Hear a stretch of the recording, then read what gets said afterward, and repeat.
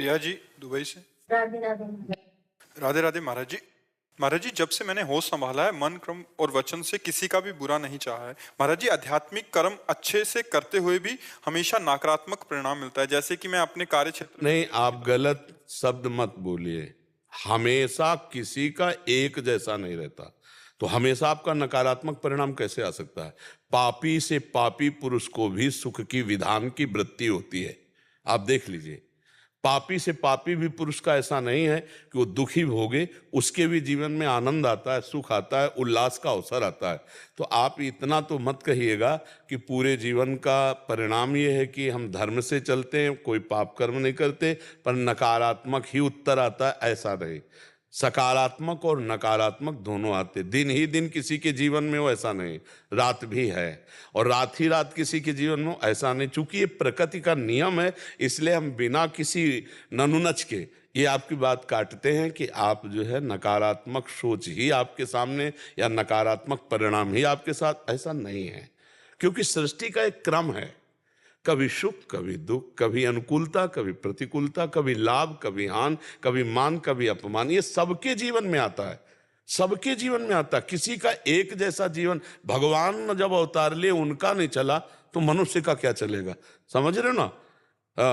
कितना सुंदर बढ़िया जनकपुर से ब्याह होके आ रहा है राम जी का।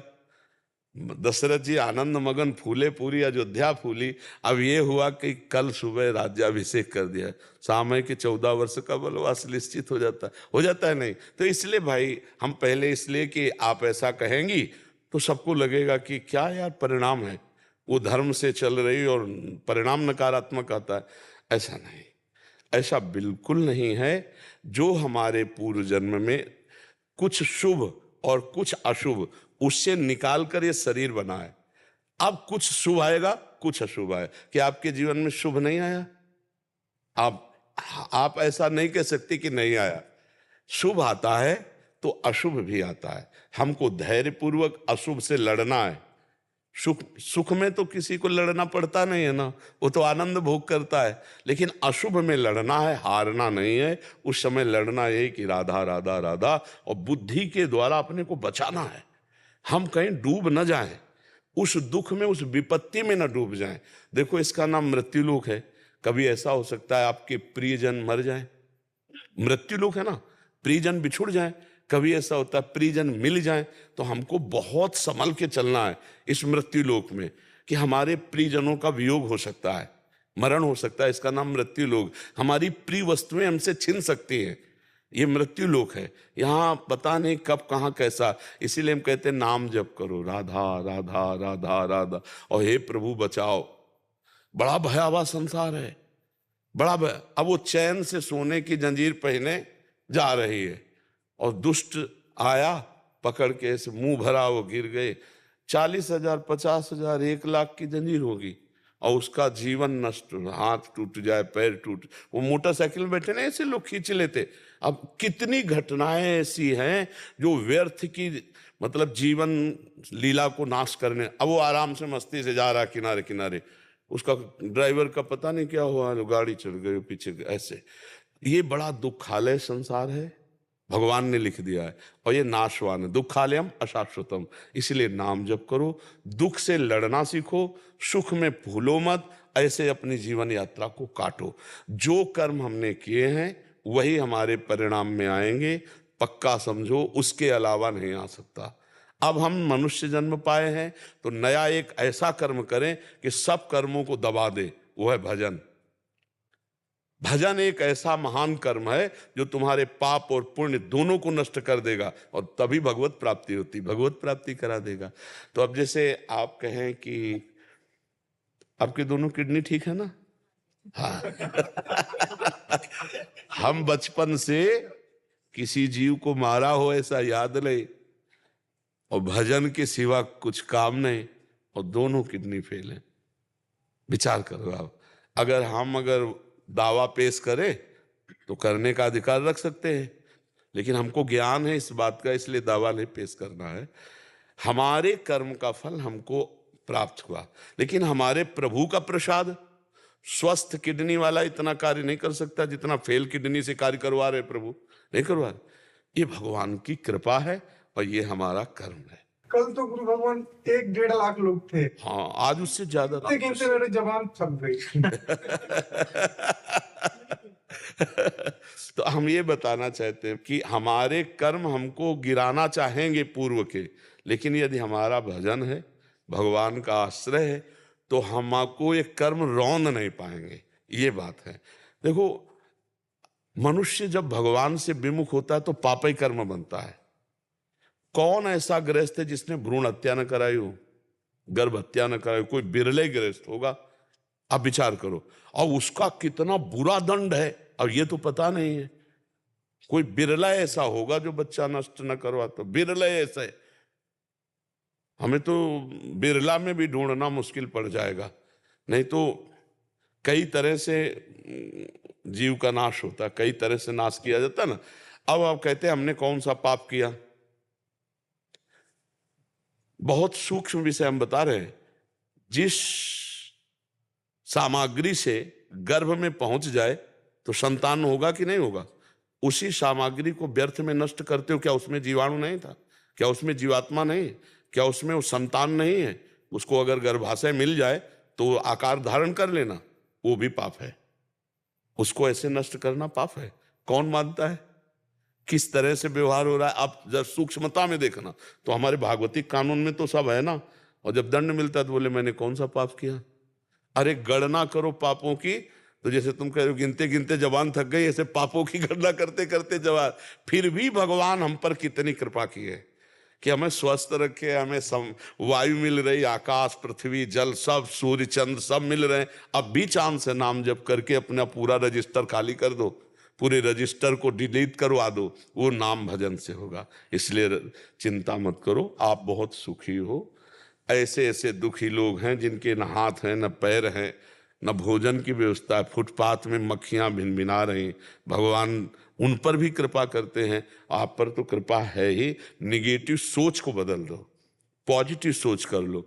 कुंती माता जी ने भगवान जब द्वारिकाधीश पांडवों को राज्य दिया और चलने लगे तो भगवान से प्रार्थना की कि प्रभु मुझे पग पग पर विपत्ति दीजिए। बोलो कौन ऐसा मांगेगा? विपत्ति से सब थर्राते हैं, नहीं डरते। कुंती माता जी ने कहा विपदा संतुना, एक एक कदम पे विपत्ति दे। तो भगवान ने कहा ये चीज क्या मांग ली? बोले प्रभु आज संपत्ति मिल गई तो आप पीठ करके द्वारिका जा रहे हो, और जब विपत्ति थी ना तो आप दौड़ते हुए आ रहे थे। मुझे आपकी सम्मुखता चाहिए, जो विपत्ति जो दुख आपकी याद कराए, आपका दर्शन कराए, वो संपत्ति से बढ़कर। और वो संपत्ति जिसमें आप पीठ करके द्वारिका जाओ आग लगे, ऐसी संपत्ति नहीं। मुझे पग पग पर विपत्ति। तो विपत्ति तो भगवान से मिलाने के लिए आती है। यदि हम विपत्ति में देखें तो अपना कोई नजर नहीं आता। ये बात सही बोल रहे हो महाराज जी। कल जब मैं आई थी तो और सब गलत बोल रहे थे।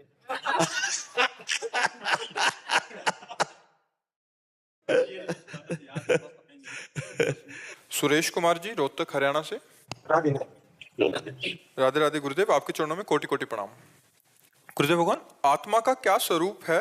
मानव देह में आत्मा का वास कहाँ है? अनिर्वचनीय स्वरूप है और व्याप्त है। जैसे दूध में घी व्याप्त है ना, दूध में घी है पर कहाँ है नहीं बता सकते ना, व्याप्त है। जैसे मेहंदी में लालिमा है पर पूरे पेड़ यहाँ खड़ा है, न छाल में लालिमा है न पत्ते में लालिमा, मेहंदी में है लालिमा। जब प्रक्रिया की जाती है मेहंदी की, बांट करके हाथ में लगाई जाती है, और आधा घंटा बाद देखो तो लालिमा आ जाएगी। ऐसे दूध को जब दही जमाया जाता है, दही को जब मथा जाता है, जब मक्खन निकलता है, फिर उसको सिराया जाता है तो उसमें घी निकल आता है। जैसे दूध में घी है पर वो व्याप्त है, प्रक्रिया के द्वारा अनुभव में आएगा। ऐसे ही आज तक कोई एक्सरा, कोई सिटी स्कैन, कोई अल्ट्रासाउंड ऐसा नहीं बना। आत्मा तो बहुत दिव्य। मन का कोई अल्ट्रासाउंड कर सकता है? मन का कोई एक्सरा, सिटी स्कैन, कोई यंत्र आज तक बना है यहां से लेकर अमेरिका और दुनिया के देशों में जो आपके सूक्ष्म शरीर का चित्रण कर सके? सूक्ष्म शरीर, मन, बुद्धि, चित्त, अहंकार, इनका चित्रण कर सके आज तक कोई समर्थ हुआ है यंत्र? तुम्हारी जानकारी में है? नहीं। ये स्थूल शरीर ढांचा, इसके लिए यंत्र हैं। अब इसी में एक सूक्ष्म शरीर है, आप जानते हो लेकिन पहचानते नहीं हो। कहते हो आज हमारा मन नहीं लगता, मन को देखा है क्या? लेकिन उसकी उपस्थिति है ना। आप मानते हैं मन की उपस्थिति है, मन है, लेकिन आपने देखा नहीं। कैसा है? तो बहुत गंदा है। कैसे जाना जाता है? उसके आचरण से। बोले बहुत अच्छा है। क्यों? कैसे जाना गया? उसके आचरण से। इस बहुत अच्छे मन वाला आदमी है, बहुत गंदे मन वाला आदमी है। समझ पा रहे ना? आचरण से हम मन को देख पाते हैं कि अच्छा है या बुरा है, उसकी सोच, उसकी क्रिया। अब जो मन को पावर देता है वो है आत्मा। अब विचार, और वो एकदम अव्यक्त है, उसको आप अनुभव भी नहीं कर सकते। कि जैसे मन का अनुभव करते हो आप, ऐसे आत्म तत्व का अनुभव नहीं कर सकते। आत्म तत्व का अनुभव जो जागृत में, स्वप्न में, सुसुप्ति में, तीनों में एक रस रहता है। अब आप अंतर्मुख हैं नहीं, बहिर्मुख हैं, तो उसको कैसे अनुभव करेंगे? क्योंकि आपका वो स्वरूप है और वो अचिंत्य है, चिंतन में आने वाला नहीं, अनिर्वचनीय है। जैसे पूछा ना आत्मा का क्या लक्षण, क्या स्वरूप है, तो वो अचिंत्य है, चिंतन में आने वाला नहीं। पहले सब चिंतन समाप्त करो साधना के द्वारा। तो जैसे शांत निर्मल जल में नीचे की तह में क्या दिखाई देता है, ऐसे शांत और निर्मल अंतःकरण से परमात्मा स्वरूप का साक्षात्कार होता है। वह अनिर्वचनीय है, वह अचिंत्य है, वह एक है, वह नित्य है, वह सर्वव्याप्त है। अब इसके लिए साधना है। साधना है नित्यानित्य वस्तु का विवेक, सत्य असत्य का विवेक, लोक परलोक के भोगों से वैराग्य, इंद्रियों का दमन, मन का दमन, तितिक्षा माने सहनशील, और समाधान माने लक्ष्य दृढ़ आत्म प्राप्ति, भगवत प्राप्ति, और मुमुक्षुता भारी व्याकुलता आत्मज्ञान के लिए। तब वो आत्मस्वरूप का उसको अपने आप से, अपने आप का ज्ञान होता है गुरुदेव की आराधना से। हमारी बात समझ रहे हो? खूब भजन करो, भगवान का नाम जप करो, अच्छे आचरण करो, दूसरे की सेवा करो। इससे पहले अंतःकरण निर्मल होगा, तब आगे की बात समझ में आएगी। रवि रंजन जी। राधे राधे। राधे राधे महाराज जी। श्री हरिवंश। महाराज जी, कृपा का आसरा और शरणागति के रास्ते के अलावा जीवन मुक्ति का कोई और आधार क्या? हाँ है, साधना ने अभी बताया ना आपको, ये साधन चतुष्टय ज्ञान के द्वारा मोक्ष प्राप्त करने का है। और दूसरा है अष्टांग योग, यम नियम आसन प्राणायाम प्रत्याहार ध्यान धारणा समाधि। इसमें है, सब कठिन मार्ग है, भगवत प्राप्ति का कोई सरल मार्ग थोड़ी।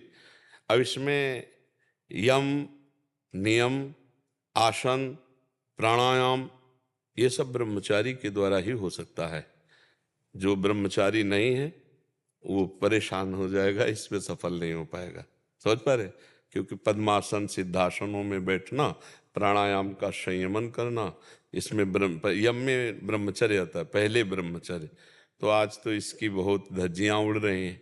महाराज जी, उसमें ये था कि मतलब जब साधना या किसी मार्ग पे आप चलते हैं जी। तो सब कुछ तो अनंत ही दिखता है। संसार का विस्तार अनंत, जन्म जन्मांतर का बंधन अनंत। नहीं, स्वप्न को तुम अनंत क्यों मान रहे हो? स्वप्न को अनंत मान रहे हो तो फिर अनंत को क्या मानोगे? उमा कहूं मैं अनुभव अपना, सतहरि भजन जगत सब सपना। वेद कहता ब्रह्म सत्यम जगन मिथ्या, मिथ्या को अनंत देख रहे हो तो उल्टी बुद्धि को फिर आप क्यों बढ़ावा दे रहे हैं? सत बुद्धि को बढ़ावा दीजिए। वो सत अनंत है, ये अंत वाला है, देह अंत वाला है, आत्मा अनंत है, सृष्टि अंत वाली है और सृष्टि रचयिता अनंत है। आप उल्टी बुद्धि को क्यों धारण किए हुए? वही अनंत में तो शरणागति का ही रास्ता दिख। आप देखो शरणागति की तरफ और सृष्टि की तरफ, दोनों को एक में मत घसीटो। आपका शब्द जो है वो एक पक्ष में होना चाहिए, दूसरे पक्ष को हमें बाधित करना है, तभी ज्ञान होगा। अन्वय व्यतिरेक है तो शरणागति, नहीं है तो त्याग। बिना त्याग के शरणागति नहीं होती है। देखो विभीषण जी लंका का त्याग किया, अपने सुहृद परिवारजनों का त्याग किया, सर्वस्व त्याग किया और फिर भगवान की शरणागति। शरणागति कब होती? जब सबका त्याग हो जाता है। ऐसे जवान कैसे कहने से शरणागति नहीं होती। द्रौपदी की शरणागति पुष्ट कब हुई? जब सबका त्याग हो गया। देखा, पति भी गर्दन झुकाए, सभा में भी कोई बचाने वाला नहीं, अपना भी बल काम नहीं कर रहा, सब छूटा, ऐसे इसे शरणागति कहते हैं। अर्जुन कब शरणागत हुए? जब समझ लिया कार्पण्य दोषो प्रहत स्वभावा प्रछामि त्वाम धर्म सम्मूढ़ चेता, शरीर कांप रहा है, बुद्धि काम नहीं कर रही, मेरा श्रेय क्या है, तब भगवान की शरण में हुए। जब पूर्ण रूप से हमारे पास चोर कब, डकैत कब शरणागत होता है? जब एक भी गोली तो बंदूक रख देता है ऐसे। जब एक भी आपका कोई बल ना हो, एक भरोसो एक बल एक आस विश्वास, एक राम घनश्याम हित चातक तुलसीदास। जिसे अनंत कहा गया वो गोदी में भी खेलता है, जिसे अनंत कहा गया वो हमारा मित्र भी है, जिसे अनंत कहा गया वो हमारा प्रीतम भी है, जिसे अनंत कहा गया है वो एक एक शरीरों में वास कर रहा है, जिसे अनंत कहा गया वो चींटी में भी वास कर रहा है। वो इतना अणुअणियान महतो महियान है कि चाहे जितना बोलते रहो सब थोड़ा ही है उसका। लेकिन सृष्टि ये अंत वाली है। अंतवंत इमे देहा, तो अंतवंत में ब्रह्म सत्यम जगत, इसे अनंत नहीं कह सकते, ये अंत वाली है। अनंत तो भगवान है, इसमें जो छुपा हुआ है वो अनंत है, ये जो दिखाई दे रहा है ये अंत वाला है। 60 70 80 वर्ष में इसका पता नहीं चलेगा, ये नामो निशान ना भूतो न भविष्यति, तो ये अंत वाला हुआ ना। लेकिन जो इसमें आत्मा वो पहले भी था, अब भी है, आगे भी रहेगा। समझ पा रहे हैं आप? तो कृपा से शरणागति मिल सकती है महाराज जी? कृपा से शरणागति होती ही कृपा से है, कृपा से ही होती है। देखो, आपके ऊपर कृपा हुई, मनुष्य जन्म मिला, आपके ऊपर कृपा हुई, बुद्धि हुई, आपके ऊपर कृपा हुई, संत समागम मिला। यहाँ आप अपने बल से थोड़ी आए, भगवान की कृपा से आए। अब मैं भा भरोस हनुमंता, बिनु हरि कृपा मिले नहीं संता। अब जो चर्चा हो रही इसे स्वीकार कर लो तो शरणागति हो जाएगी। हमारा कुछ नहीं है। देखो, आपके सामने हम पूरा ऑपरेशन करते हैं, इसमें हम कहीं हैं क्या? इस रचना में ये जो हमारा ढांचा, हमारी बॉडी है, इसमें हम कहीं हैं क्या? कोई बताओ, हम कहीं हैं? जैसा मेरे प्रभु ने कर्म के अनुसार रचा वैसा रचा ना प्रभु ने।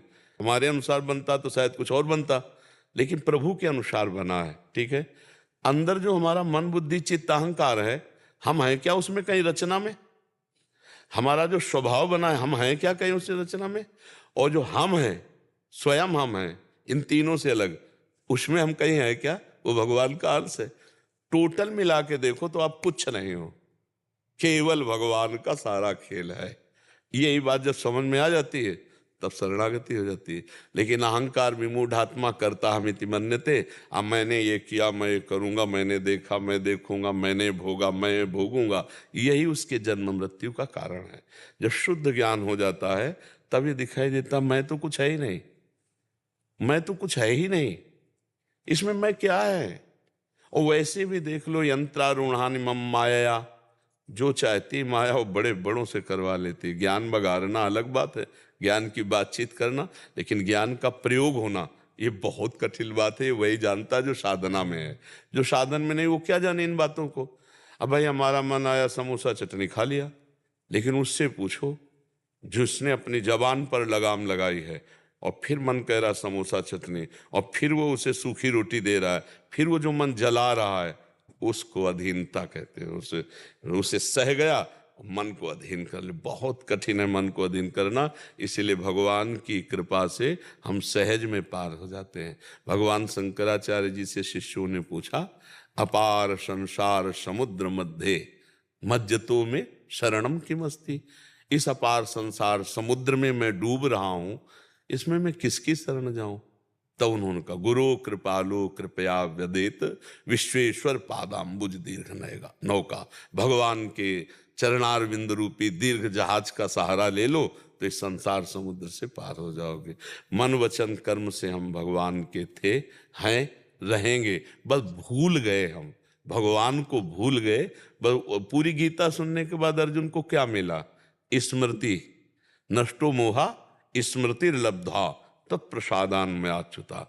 सत्संग से क्या मिलता है? ज्ञान। स्मृति, मैं भगवान का हूं, भूलकर संसार में लग गया, शरीर आसक्त होकर नाना प्रकार के कुकर्म पाप कर्म करने लगा, मेरी दुर्ग अब लो नशानी, अब ना आज तक किया अब नहीं करूंगा। राम कृपा भव निशा सिरानी, जागे पुण्य न दसई हो, अब लो नसाली। देखो राम कृपा, तो इसमें भी देखो, राम कृपा भव निशा सिरानी, जागे पुण्य न दसई हो, अब लो नशानी।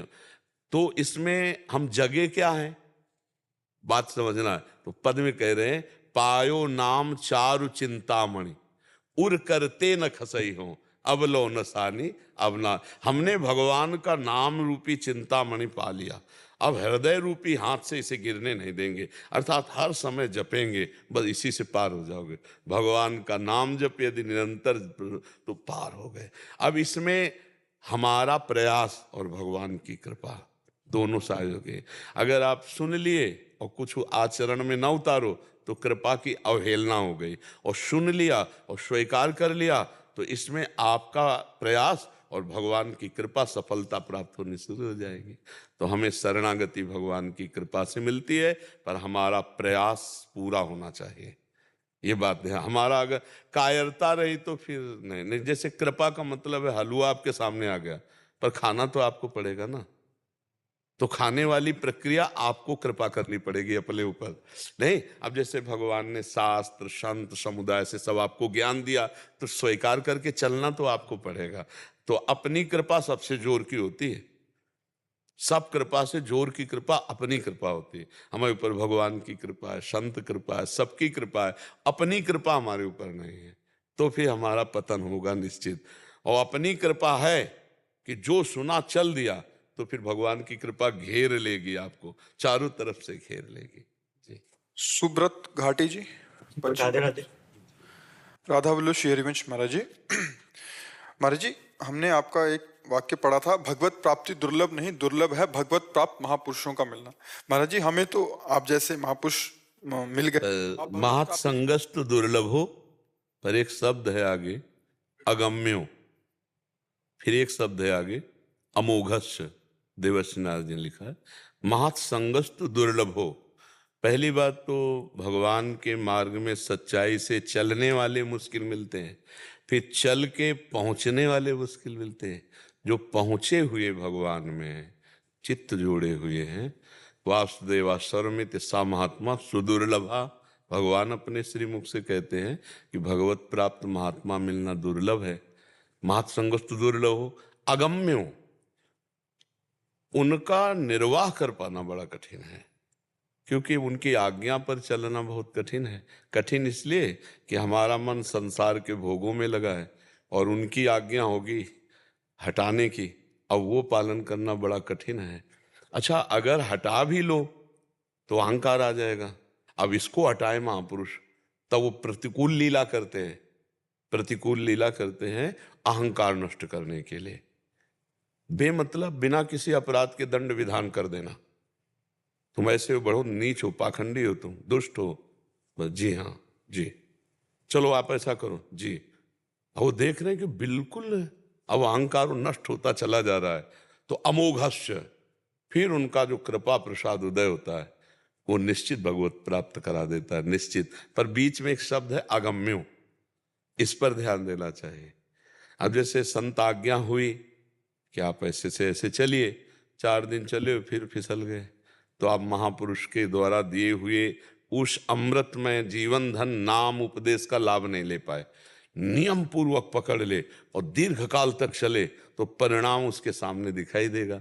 अब ये भाई भजन साधन ऐसा काम तो है नहीं कि आप एक दिन माला चलाओ आपके सामने चेक आ गई, ऐसा नहीं है। एक किसान जब 1 मन अन्न खेती में फेंकता है और 6 महीने सेवा करता है, तब 50 मन काटता है, समझो। तुरंत अगर जाके दूसरे दिन खोदे तो 1 मन जो फेंका था ना, वो भी बेकार हो जाएगा।